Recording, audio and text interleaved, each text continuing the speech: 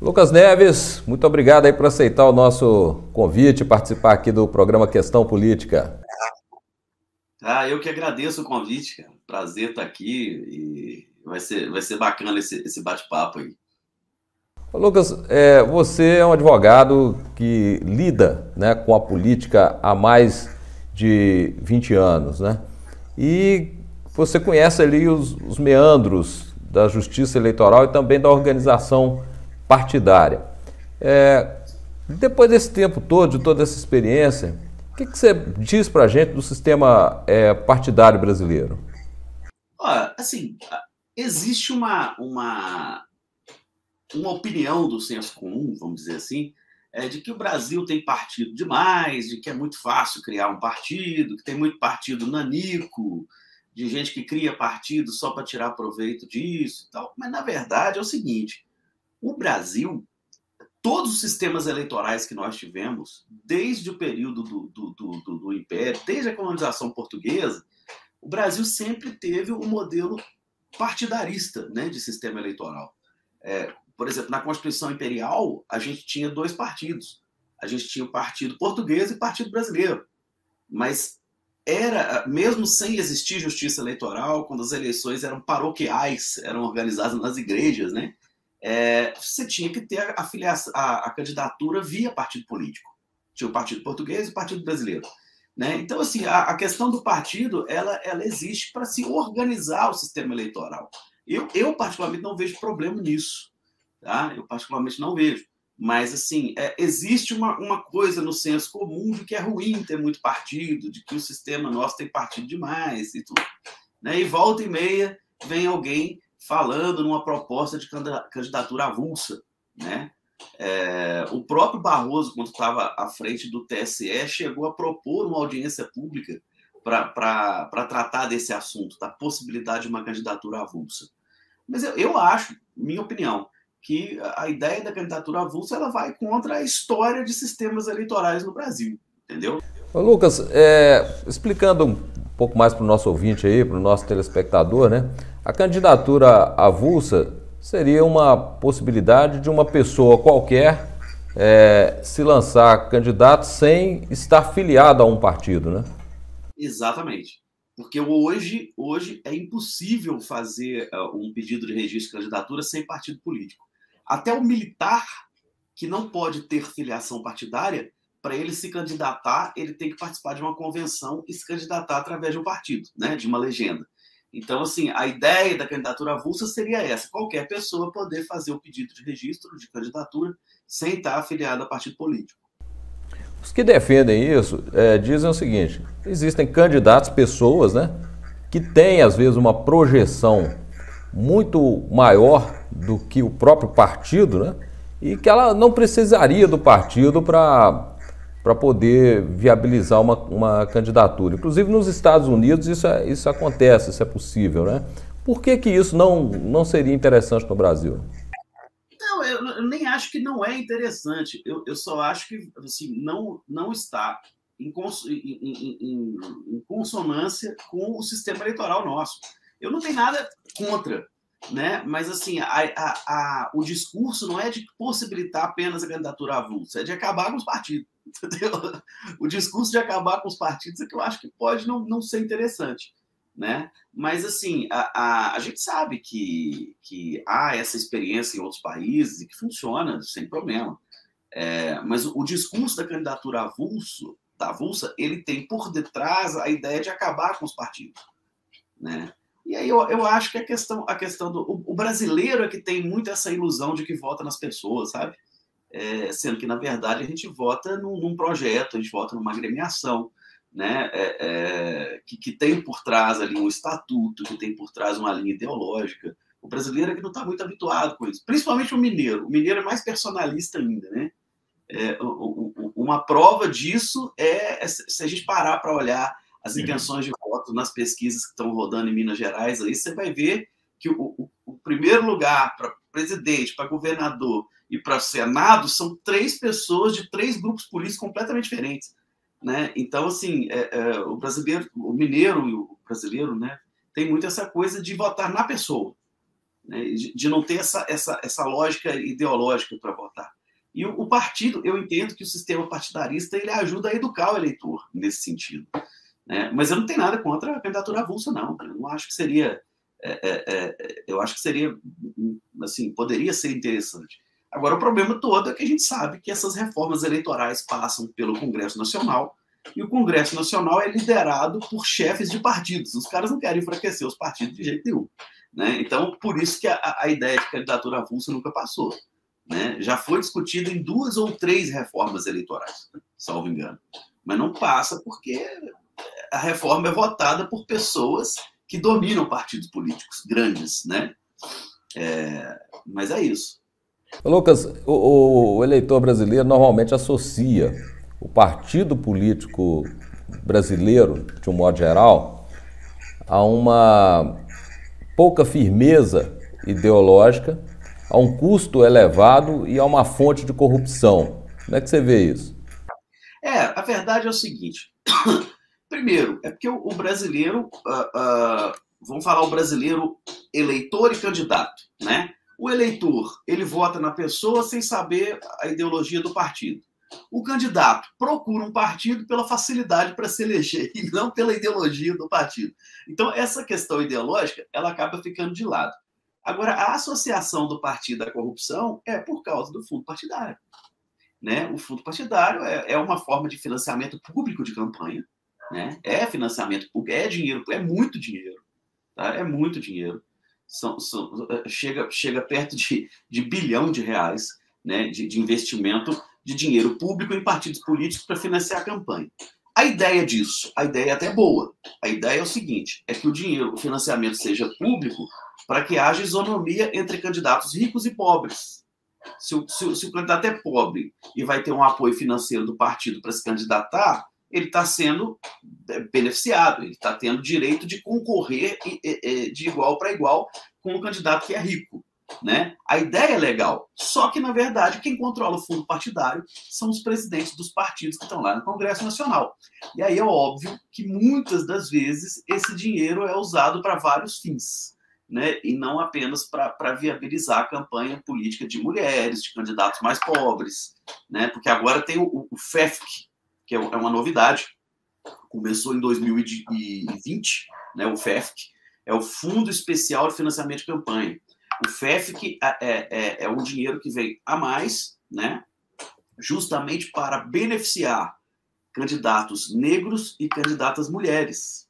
Então, assim, o FEFC ele é maior, o percentual do FEFC é maior para candidatas mulheres e para candidatos negros, né? Justamente para que essas pessoas possam ser incluídas na vida política.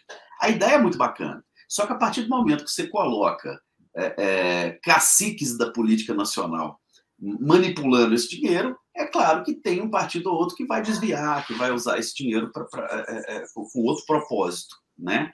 E aí a gente tem essa ideia mesmo de corrupção envolvendo o partido político, justamente porque entra dinheiro público ali, né? Lucas, você acompanha isso há muito tempo, né? E antes nós tínhamos aí o financiamento empresarial, que foi fonte de problemas. E em virtude disso, o Supremo declarou inconstitucional o financiamento empresarial de partidos e candidatos ou seja, abriu caminho para que nós tivéssemos um financiamento exclusivamente público. Isso relativamente recente. O que você notou aí em termos de transformação das estruturas partidárias depois disso? A gente tem um problema sério no Brasil, né? Assim, você que milita na área penal, você sabe muito bem disso. O professor Rosemiro, né, que foi nosso professor, ele fala que nós padecemos de uma espécie de esquizofrenia legislativa.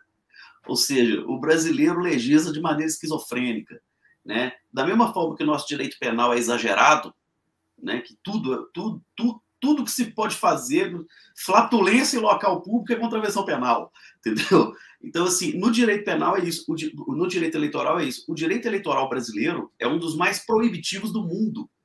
E nem por isso nós deixamos de ter corrupção eleitoral, né? Ele é um direito extremamente proibitivo. Eu sou contra a vedação de doação de pessoas jurídicas em campanhas políticas. Tá? Eu sou contra. No mundo inteiro, nas grandes democracias, a coisa funciona bem assim. né? Mas aqui não. Aqui, porque teve uma eleição que teve escândalo de corrupção envolvendo doação de empresa, proíbe a empresa de doar. Né? É muito proibitivo, assim. O direito penal, infelizmente, funciona muito dessa forma também. Aliás, o processo eleitoral ele funciona de uma maneira muito semelhante do processo penal, né? Até mesmo na parte procedimental. Então, tudo é proibido. Por exemplo, na França, se você for na França, você pode fazer propaganda eleitoral em bem público, só que você paga por isso. Você paga por isso. Você vai no metrô de Paris, você tem propaganda eleitoral. Eu tive lá um pouco antes da eleição do Macron, tinha propaganda do Macron no metrô, na estação de metrô. É uma propaganda paga. O candidato paga ao Estado para fazer a propaganda em local público. Aqui não pode. Se você põe um santinho colado num poste, vira processo. Entendeu? Sendo que, na verdade, assim, o principal destinatário da propaganda política é o eleitor. Né? É um direito, a propaganda não é um direito do político, é um direito do eleitor. Então é isso, proíbe-se tudo e na minha opinião de quem conhece campanha política, de quem trabalha com isso e tal, você proibir a doação de pessoas jurídicas só incentiva a prática do Caixa 2. Entendeu? Incentiva a prática do Caixa 2. Por quê? As empresas não vão deixar de contribuir para os candidatos que elas querem. Né? Elas vão ou manipular a Caixa 2, ou vão forjar doações de pessoas jurídicas através de pessoas físicas. Você pega uma grande empresa aí, que tem diretores que têm participação nos lucros, que tem uma declaração de imposto de renda gigante. 10% para cada um, que é o limite que eles podem doar como pessoas físicas, né? E forjam, e a empresa vai doar do mesmo jeito. Né? Então, assim, acho que o Brasil tem esse problema de tentar resolver o problema tirando o sofá da sala, sabe? Na verdade, bastaria que se criasse mecanismos de fiscalização mais eficazes do que ficar. É muito melhor do que ficar proibindo tudo, proíbe doação de empresa, proíbe isso, proíbe aquilo, proíbe outdoor, proíbe participação de artista, proíbe tudo que dá problema, eles proíbem, né? Então, assim, uma vez eu ouvi de um candidato, falou, se eles continuarem proibindo tudo, nós vamos ter que comprar voto, né? Porque não pode fazer nada, né? Então, assim, a ideia é que o procedimento eleitoral, tanto de financiamento de campanha quanto de propaganda, seja o mais democrático possível, o mais inclusivo possível. Essa coisa de proibir tudo, inclusive financiamento empresarial, que eu sou plenamente a favor, né, é um exagero legislativo brasileiro mesmo, né? Porque, na verdade, quem que se beneficia? Quem que vai se beneficiar dessas proibições? Quem faz Caixa 2. Quem faz Caixa 2 vai continuar operando financeiramente da mesma maneira. Agora, o candidato honesto que não quer fazer Caixa 2 na campanha, ele vai ficar prejudicado. Ô Lucas, outra coisa que as pessoas questionam muito é a organização dos partidos. A gente olha para os partidos e vê os mesmos caciques mandando há muito tempo, né? Como é que é feito isso? A verdade é o seguinte, cada partido tem a sua liberalidade, de ter os seus estatutos, né, de ter as suas regras internas, mas o problema é que os dirigentes dos partidos são os detentores de mandato, né? É muito difícil você ter um dirigente partidário que não seja detentor de mandato. E óbvio, os caras que estão há muito tempo detendo mandatos políticos, eles acabam se apropriando de partidos, né?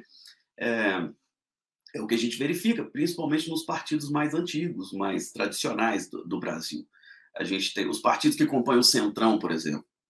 São partidos tradicionais que são comandados por caciques da política, né, como a gente está falando, por pessoas que estão detendo mandato eletivo há muitos anos e tiveram tempo suficiente para se apropriar desses partidos, dessas legendas, né?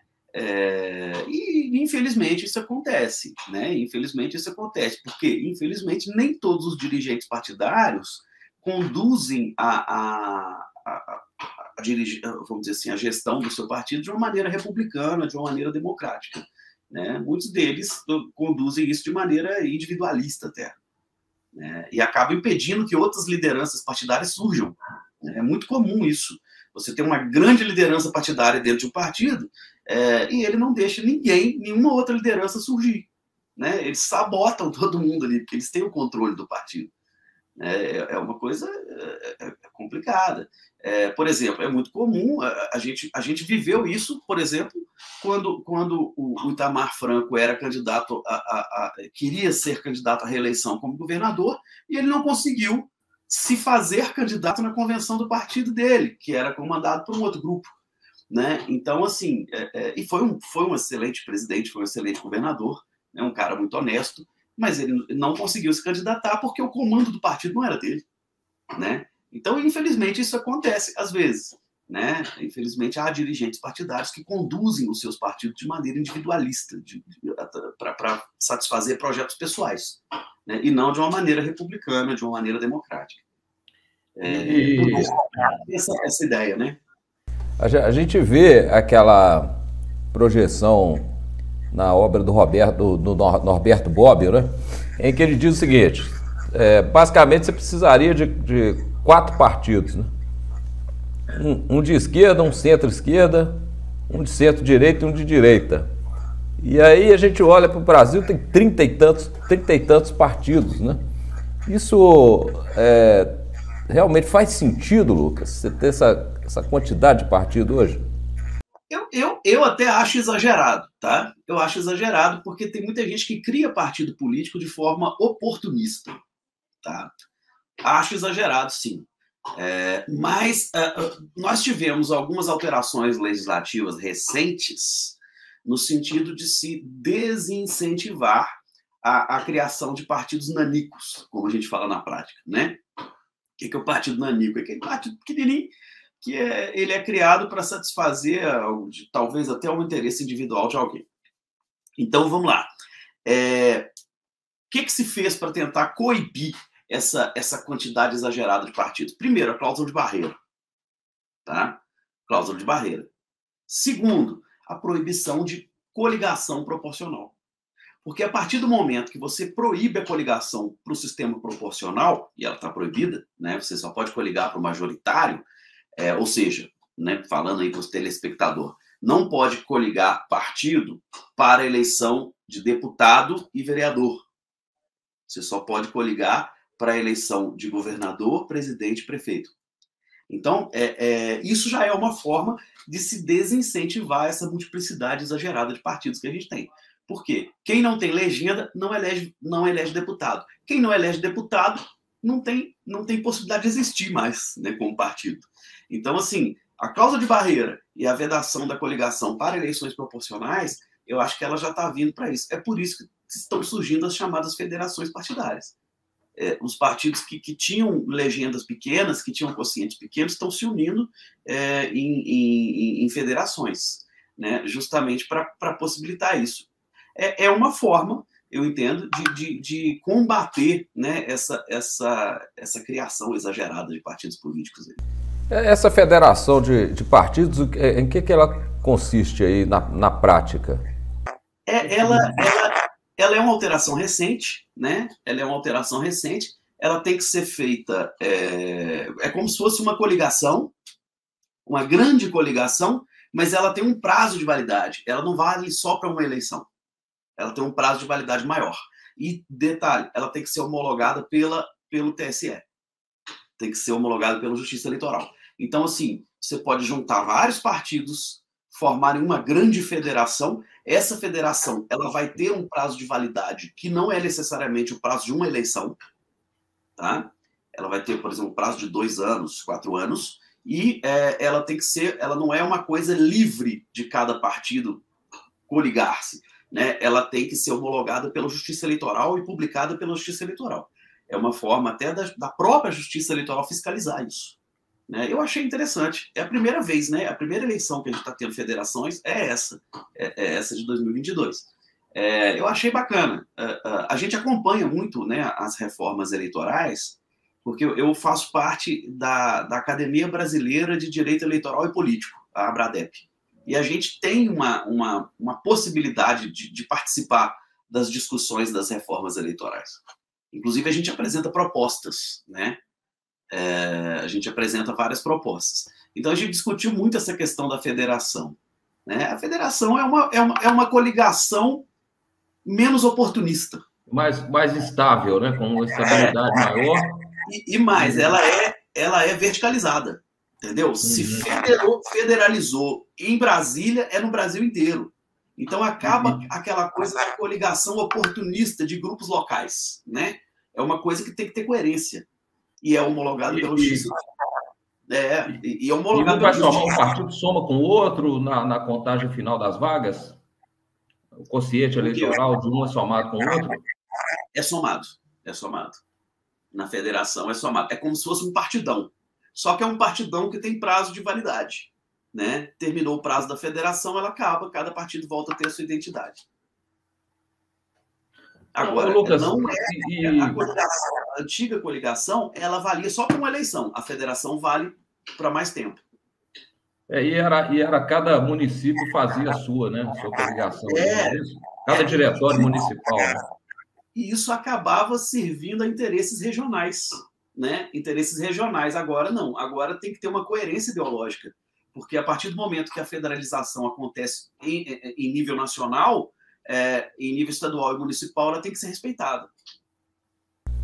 Lucas, com relação a eleições proporcionais, é uma outra questão que vez ou outra volta a ser discutida no Brasil, ou seja, a injustiça que às vezes ocorre nas eleições proporcionais e a vantagem que seria a implantação do voto distrital.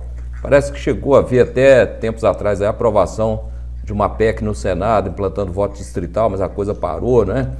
E não foi adiante na Câmara.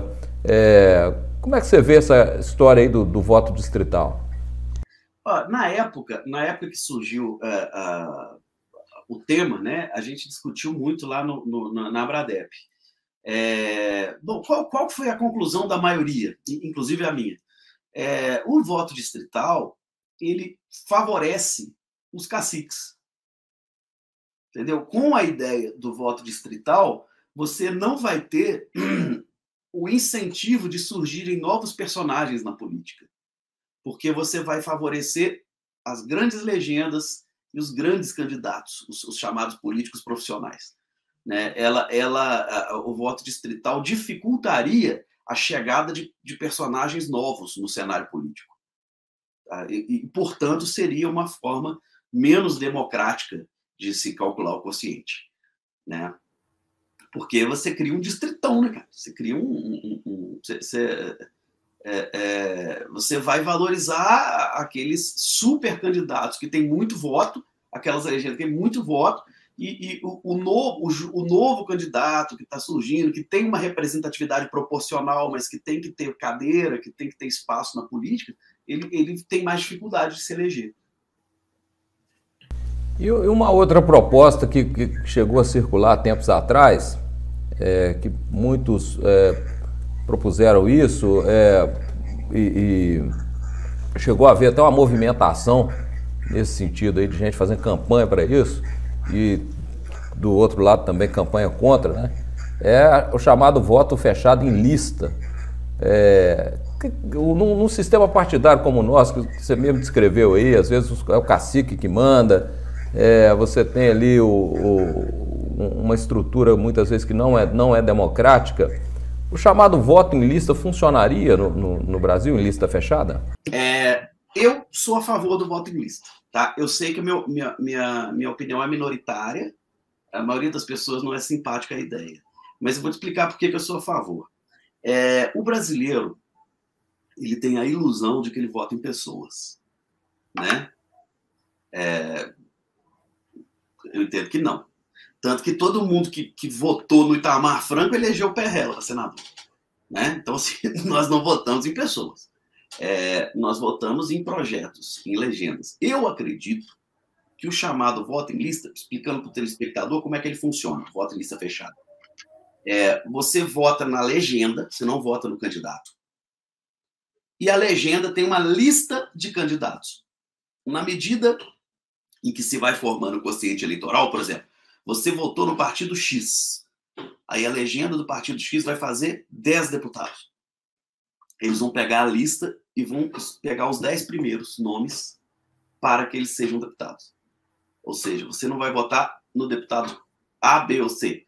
Você vai votar na legenda e o seu candidato provavelmente vai estar naquela lista. Né? E aí, quanto maior o quociente partidário, mais parlamentares aquele partido vai fazer. Tá? Eu entendo que isso educa o candidato e educa o eleitor. Educa o candidato, porque o candidato ele não vai entrar no partido A, B ou C simplesmente por questões momentâneas. Ele vai ter que conhecer o partido, ele vai ter que estudar o partido e ele vai ter que saber articular dentro do partido. Tá? Ele não vai entrar como paraquedista em qualquer partido. E o eleitor, ele vai ter que estudar também a linha do partido no qual ele está votando. Por quê? Se ele quer votar no candidato que está naquela lista, ele tem que entender quais são os outros, porque o voto dele vai beneficiar os outros que estão na lista também, né? Então, assim, acho que é uma coisa que a médio prazo serviria para educar os candidatos e os eleitores, tá? Mas, assim, eu sei que o meu entendimento é minoritário. A grande maioria das pessoas é contra o voto em lista. Tá? Eu acho que é pedagógico. Eu acho que seria pedagógico. E a gente está se aproximando aí do período eleitoral, Lucas. A campanha que se apresenta polarizada ideologicamente e também com muita... Como foi já a campanha de 2018, né? Com muito conteúdo aí sendo veiculado nas redes sociais, uma campanha baseada nesse tipo de embate nas redes sociais também. O que você está projetando aí para essa eleição agora de 2022, em termos de embate ideológico e de circulação de ideias? Eu acho que vai ser muito pior do que 2018. Eu acho que vai ser muito pior, porque, assim, hoje nós temos dois personagens que protagonizam essa polarização, que os dois têm muito mais força hoje do que tinha em 2018, né? Então, assim, é muito mais força e muito mais projeção. E eu diria que, neste momento, os seguidores dos dois personagens que estão protagonizando essa polarização estão muito mais apaixonados, né? Estão igualmente apaixonados e muito mais apaixonados. Então, assim, eu estou esperando um período eleitoral extremamente agressivo, eu estou esperando um clima de guerra mesmo, né? E eu acho que a gente já vai ter uma amostra disso no 7 de setembro. Eu dou consultoria para um grupo de comunicação, né, que tem jornal e rádio. E aí eu fiz um workshop com eles essa semana, justamente para a gente criar, né, estratégias de trabalho para a gente conduzir essa eleição. E a palavra de ordem é justamente essa: cuidado e cautela, porque serão eleições muito polarizadas, o eleitor está muito apaixonado, né, e são extremos e igualmente apaixonados pelos seus protagonistas, né? E a gente tem que ter muito cuidado, principalmente os meios de comunicação, porque qualquer notícia pode ser mal interpretada, pode ser objeto de representações, né, na justiça eleitoral. A gente já está vendo isso, quer dizer, eu tive que fazer defesas aí no TRE para esse jornal que eu represento, porque eles entenderam que uma determinada matéria que saiu lá era propaganda negativa para um candidato a governador, né? E aí houve uma representação na justiça eleitoral. Então, assim, tá tudo muito exagerado, e acho que isso vai, obviamente, como vai ser uma campanha belicosa, ela vai ser uma guerra judicial também, né? Então, eu estou esperando isso. Estou esperando briga de família, estou esperando muita ação judicial, muito trabalho para os advogados eleitoralistas, porque polarizou muito. Eu acho que o cenário de 2022 é mais polarizado que 2018 ainda. Lucas, você atua muito na justiça eleitoral, né? Existe uma diferença de demandas na justiça eleitoral numa eleição presidencial para governador, deputado, como é essa agora, e eleições municipais, ou seja, as características das demandas são muito diferentes. E que tipo de demanda costuma aparecer mais nessa eleição presidencial e para deputados? Eu acho, assim, eu já atuei tanto em campanhas municipais quanto em campanhas federais e estaduais. Eu acho que o eleitor, na campanha municipal, o eleitor está muito mais próximo dos candidatos. A relação do eleitor com as candidaturas é muito mais pessoal, né? Então, o que a gente vê nas eleições municipais é um volume maior de ações judiciais. Primeiro, porque você tem mais candidaturas, né? Você tem mais registros de candidatura em números. E segundo, porque a relação do eleitor é muito mais próxima, é muito mais pessoal. E aí, obviamente, você tem mais representações, você tem mais brigas, você tem mais confusão, né? Você tem briga, eu já tive que atuar em ação judicial que começou por causa de briga de boteco, né? Então, assim, a eleição municipal ela tem um volume maior de causas porque tem mais candidaturas, né? São candidatos a vereadores no país inteiro, candidatos a prefeito no país inteiro. E, além disso, a relação do eleitor com os candidatos é muito mais pessoal, é muito mais próxima, né? Então, assim, o número de demandas é muito maior, muito maior. A gente fica doido. Quem advoga nessa área. Os prazos da justiça eleitoral são em horas, né, Lucas? São em horas e detalhe, desde o registro de candidatura até a proclamação dos eleitos, os prazos são peremptórios, contínuos e ininterruptos. Então, se seu prazo vence no domingo, você tem que fazer o protocolo no domingo. Você não pode esperar. No domingo. Né? É pesado. É pesado. E muita gente critica no Brasil também, né, a própria existência de uma justiça eleitoral. Ou seja, que seria coisa que só existe no Brasil. É verdade isso, Lucas? Justiça eleitoral é uma jabuticaba que só existe no Brasil? Não, na verdade, a gente tem justiças eleitorais em outros países.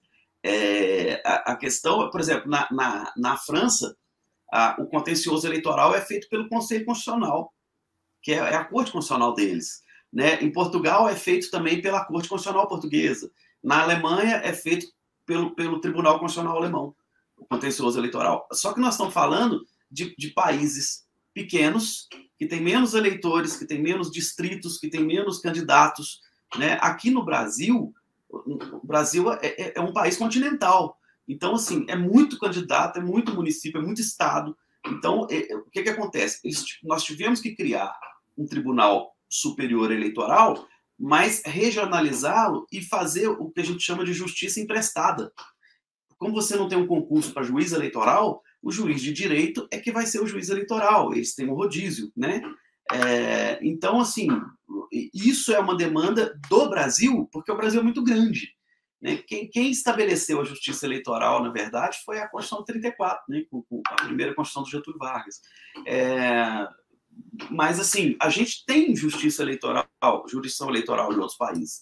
O problema é que, como o Brasil é muito grande, a gente teve que estender essa justiça eleitoral e criar uma justiça que a gente chama de justiça emprestada, né? Porque o juiz eleitoral é um juiz de direito, que é designado para essa função durante um biênio, né? Durante 2 anos. Mas é necessário, até para dar agilidade ao processo eleitoral, né? Não, e ela tem uma parte que é administrativa também, né? Sim. E são servidores extremamente competentes. Cuida da organização das eleições. Na verdade, a nossa justiça eleitoral, enquanto administração pública, e ela é muito mais administração pública do que jurisdição, eu entendo. Enquanto ente administrador das eleições, ela dá um banho de organização. A gente tem lugar no Brasil que a urna chega de barco. E chega, né? E chega e funciona. A urna chega de barco. Então, assim, em termos administrativos, ela é uma justiça modelo. Né? E os membros... Nós não temos magistrados de carreira na justiça eleitoral, mas temos servidores de carreira. São servidores extremamente qualificados. Tanto que, se você pegar todos os tribunais eleitorais, o TRES e o próprio TSE, a maioria dos membros das cortes eleitorais tem como assessores servidores de carreira da justiça eleitoral, porque são servidores extremamente capacitados. Isso garante uma continuidade do sistema, né, de padronização dos procedimentos. Né? Com certeza. E você tem servidores que trazem uma bagagem, né? Você muda os juízes, porque eles têm um fluxo, né? Eles têm biênios, mas você tem servidores ali que trazem toda uma bagagem de experiência na justiça eleitoral. São extremamente importantes os servidores, os serventuários, né, da justiça eleitoral. Lucas, um debate que durante algum tempo chegou a ser né, pertinente, muitos achavam que seria interessante você criar uma forma de auditar o voto, né? Muitos passaram a chamar de voto impresso, outros chamam de voto auditável, uma possibilidade de, se houver depois ali alguma dúvida, fazer uma auditoria física do voto. Isso ganhou uma proporção de um debate muito apaixonado recentemente, né? Uns a favor, outros contra, uns colocando desconfiança no sistema eleitoral. Você, como advogado de partido, certamente já esteve lá dentro acompanhando ali esse processo, inclusive de apuração, totalização dos votos, né? Você já sentiu ali alguma coisa que desse para desconfiar? Você tem algum motivo para desconfiar da urna ou do sistema atual? Você acha que precisa de algum aperfeiçoamento isso aí? Assim, no nosso grupo da Abradep, que a Abradep tem profissionais do direito eleitoral do país inteiro. Você tem lá dentro, desde o Valber Agra, que é o advogado do Ciro Gomes, até uma deputada que é a relatora do novo Código Eleitoral, que é formada em direitos também. Então, assim, a gente tem gente do Brasil inteiro e de várias... Tem serventuários da Justiça Eleitoral, né? Tem assessores de ministro do TSE. E no nosso grupo lá, assim, quem questiona a urna eleitoral vira piada no grupo. Entendeu? Mas, assim, por que eu estou falando isso? Primeiro, nunca conseguiram provar nem a possibilidade de fraude. Tá? Nunca. Toda eleição, normalmente algum grupo que perde a eleição questiona isso. Então, assim, nunca conseguiram provar nem mesmo a possibilidade de fraude. A tecnologia utilizada pelo Brasil é uma tecnologia 100% brasileira. Ela foi desenvolvida pela Justiça Eleitoral brasileira e ela é exportada para 8 países hoje. E ela é tida como a melhor tecnologia que existe para a aferição de voto eletrônico. E outra coisa, tá? E aí, assim, como eu sou processualista, eu sou muito prático. Eu não entro muito nessa discussão da falibilidade da urna. Mas eu entendo que o voto eletrônico hoje ele já é auditável. Como a urna não é ligada à internet, e é por isso que eles defendem que não há possibilidade de fraude, né, cada urna, ao final da votação, ela gera um mapa de apuração. E cada fiscal de cada partido recebe esse mapa, e esse mapa é impresso. Inclusive, por exemplo, eu coordenei a última campanha em Betim, de prefeito, nós divulgamos, o nosso partido divulgou o resultado das eleições antes da Justiça Eleitoral, porque a gente montou uma central de apuração e na medida que os nossos fiscais iam trazendo o mapa de apuração, a gente ia jogando no sistema e já calculando. Então, nós divulgamos o resultado antes da Justiça Eleitoral. Por quê? Porque cada urna vai gerar um mapa de apuração impresso. O resultado da urna já vai ser impresso. Entendeu? Não é uma coisa cega, não. As pessoas acham que é uma coisa cega. Acabou a votação, o computador fala que ganhou e pronto. Né? Não é. Isso é outra coisa. Tudo isso, o fechamento da urna é acompanhado pelo Ministério Público, pela Justiça, pelos fiscais dos partidos. Tá? É uma coisa séria. Quem já trabalhou em eleição sabe que é sério. Né? E os profissionais são muito, muito sérios também que trabalham com isso. Eu já vi muita fraude em voto de papel. Tudo que você puder imaginar, até escrutinador votando no lugar de quem votou em branco. Né? Na hora de pegar a urna, estava lá o voto em branco, na hora de pegar o voto, ele votava. Estava com a canetinha na mão lá, votava. Então, assim, eu entendo que é um sistema sério. Sou a favor, sim, de ampliar qualquer mecanismo de fiscalização, né? Mas eu entendo que o voto eletrônico já é auditável, a partir do momento que as urnas geram um mapa de apuração que é impresso e que é entregue a todos os interessados. E, obviamente, tudo é acompanhado pela Justiça, pelo Ministério Público e pelos fiscais dos partidos. Não é essa coisa cega. Fechou a urna, joga no computador, o computador fala quem ganhou. Né? É um trabalho um pouco mais elaborado, vamos dizer assim. Então, assim, eu acho que não faz sentido essa polêmica toda, uma vez que ninguém nunca provou a falibilidade da urna. Né? Nunca provaram. Né? E olha que já tem tempo que a gente vota com voto eletrônico. Né? E assim, no ambiente político, das pessoas que você lida aí, sobretudo candidatos, os políticos, os dirigentes partidários, há também essa confiança generalizada na urna? Eu acredito até que sim. Né? O grande protagonista desse questionamento da urna foi o Aécio Neves em 2014. Sim, foi. Né? O grande protagonista disso. E, obviamente, ele perdeu por 2 milhões de votos. Né? No Senado Nacional é uma quantia até pequena. E, assim, bom, para a infelicidade dele, ele perdeu em Minas. Né? Ele perdeu em Minas. E foi justamente aqui. Eu entendo que, na época, foi uma falha de estratégia dele. Ele escolheu um candidato ao governo ruim. Né? Ele fez uma aliança com o PSDB de São Paulo e insistiu no Pimenta da Veiga, que era um cara que estava completamente distante de Minas Gerais. E aí o Pimentel foi eleito, como o mineiro votou casado naquela eleição, o Aécio perdeu em Minas. Né? E aí ele quis questionar a urna eletrônica. Mas, assim, virou piada. Na verdade, assim, o questionamento feito pelo PSDB na época não foi exatamente com relação à urna, né? Mas com o procedimento lá de totalização ali, de transferência de dados, que ficou, de certo modo, restrito ali a algumas pessoas, numa sala secreta, lá no TSE, né? E realmente não conseguiram ir adiante, né, em provar ali nenhuma irregularidade, né, Lucas? Não conseguiram. Os próprios advogados do PSDB desistiram disso. Né? Eu conheço o pessoal que advoga o PSDB em Minas, o pessoal até próximo da gente, eles desistiram. Eles chegaram no ponto e falaram, não mexe com isso não mexe não, vai pegar mal, entendeu? Vai parecer que é discurso de mal perdedor, né? Então, assim, de fato questionou-se muita coisa. A verdade é que foi uma surpresa para todo mundo o resultado daquela eleição, né? Todo mundo tinha o Aécio como presidente eleito. Ele chegou, a cúpula do PSDB veio toda para BH, para comemorar a vitória do Aécio. No final, quando abriram os votos do norte de Minas, virou. Entendeu? Virou tudo. Né? Mas, enfim, os próprios advogados do PSDB desaconselharam essa polêmica. Falaram, melhor não mexer com isso.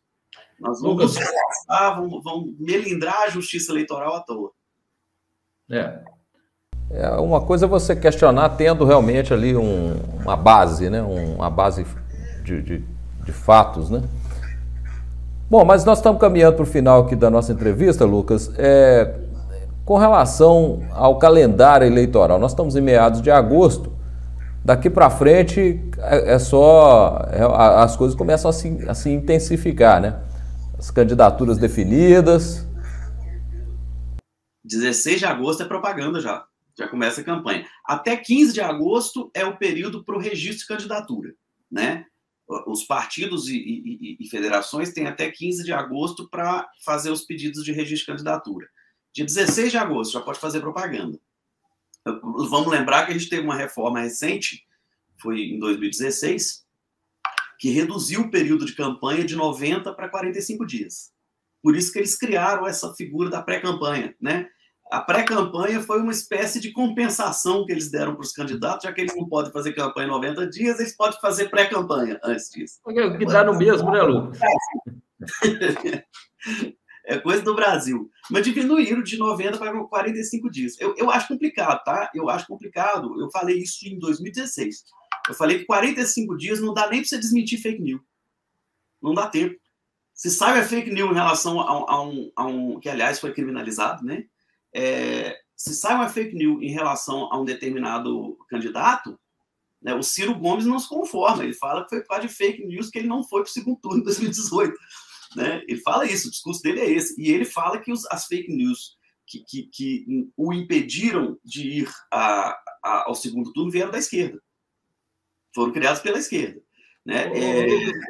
Inclusive, criaram uma ficha suja que ele nunca teve, né? Criaram um suposto discurso dele falando que o primeiro ato dele ao ser eleito presidente ia ser soltar o Lula, entendeu? Coisas que não aconteceram. E por isso ele não foi o segundo turno. Mas o fato é esse, uma campanha de 45 dias, você não consegue nem desmentir uma fake news bem feita. Mas isso é um chumbo trocado também, né, Lucas? Todo mundo fazendo contra todo mundo. Todo mundo. E é uma campanha rápida demais, né? E é uma campanha manipulada por rede social, basicamente. Então, assim, eu não sei se é bom uma campanha curta assim, não. Eu acho que você tem um debate político muito reduzido, né? E eu quero falar em debate, né? Você acha relevante atualmente aqueles debates de televisão, por exemplo, entre candidatos presidenciáveis? Você acha que aquilo ali é relevante ainda? Acho, cara. Eu acho, sabe por quê? A rede social, ela aproximou muito mais o candidato do eleitor. Eu acho que aproximou, sim. A rede social meio que tomou o lugar da propaganda de televisão. Acho que ninguém mais tem paciência para assistir propaganda de televisão. Mas o debate não, porque o debate você vê os candidatos discutindo, né? Você tem uma oportunidade de presenciar uma discussão entre os candidatos. Isso eu acho muito bacana. Tanto que os debates têm muito mais audiência do que a propaganda. Porque o horário eleitoral na televisão, esse eu acho que também não faz muito mais sentido, né? Não faz, não. Da TV e no rádio, porque... Das redes sociais, da internet. A verdade é o seguinte, a televisão está acabando, né? A televisão ela está num processo de finalização, pelo menos da forma de televisão que a gente tinha há 20 anos atrás, né? Então, assim, os meios de comunicação estão sendo revistos por causa do fenômeno internet, né? Mas, assim, a propaganda eleitoral em rádio e televisão está completamente sem sentido. Completamente sem sentido, por causa das redes sociais. Agora, o debate não. O debate é bacana, porque você consegue ver os candidatos discutindo, debatendo, né? E você tem acompanhado esse movimento do TSE junto às chamadas Big Techs, por exemplo, Twitter, Facebook, WhatsApp, no sentido de restringir um pouco a circulação de informações nesse período? Como é que você vê isso? Você acha que isso não é uma postura antidemocrática, não? Na verdade, essa medida ela começou a ser tomada ainda na gestão do Barroso, tá? Ele criou uma força-tarefa contra fake news, contra robôs, inclusive tem uma tese que é do próprio Valber Agra, que é um dos grandes eleitoralistas do Brasil, né? Ele é paraibano, mas ele é procurador em Pernambuco, ele é livre-docente em Direito Constitucional pela USP, é advogado do PDT Nacional. O Valber Agra tem uma tese de que essa coisa do robô é abuso de poder econômico, porque você gasta muito dinheiro com isso e não declara na campanha, né? Não aparece, né? Então, assim, a tese do Valber é muito bem construída nesse sentido. Então, assim, o Barroso, ele criou uma força-tarefa para combater fake news, porque, de fato, numa campanha curta, a fake news pode ser muito impactante, né? Ela pode, não vou dizer que decide a eleição, mas pode ser impactante. Tá aí o Ciro Gomes, que até hoje fala que em 2018 não foi para o segundo turno por causa de fake news. Lucas, muito obrigado aí pela sua participação aqui no nosso programa, por ter atendido o nosso convite. Realmente você é um cara com muita experiência nessa área eleitoral, partidária. Eu que agradeço o convite, a amizade, né? Mandando um abraço aí para o telespectador. Estou às ordens. Sempre que eu precisar da nossa participação, vai ser um prazer. Muito obrigado, Lucas. Um abraço. Valeu.